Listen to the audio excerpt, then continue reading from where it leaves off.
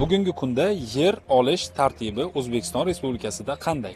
Bugungi kunda O'zbekiston Respublikasida yer uchastkalarini realizatsiya qilish, ya'ni olish, O'zbekiston Respublikasi Yer kodeksi va Vazirlar Mahkamasidan belgilangan tartib asosida auksion savdolar orqali realizatsiya qilinadi. Yakka tartibda uy-joy qurish uchun ham, ko'p qavatli uy-joy qurish yoki tadbirkorlik maqsadlarida va boshqa maqsadlarda yer uchastkalarini olish faqat auksion savdolari orqali realizatsiya qilinadi.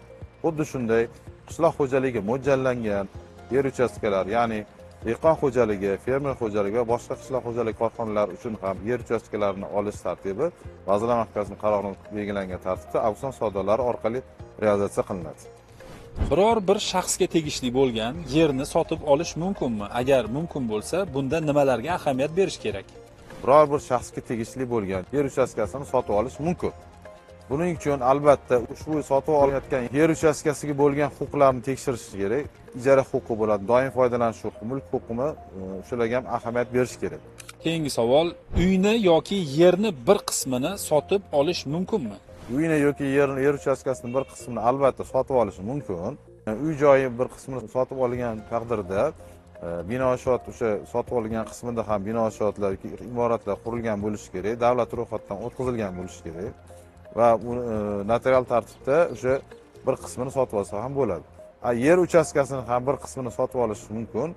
Buning uchun albatta yer uchastkasi xususiylashtirilgan mulk huquqida davlat ro'yxatidan o'tkazilgan bo'lishi shart.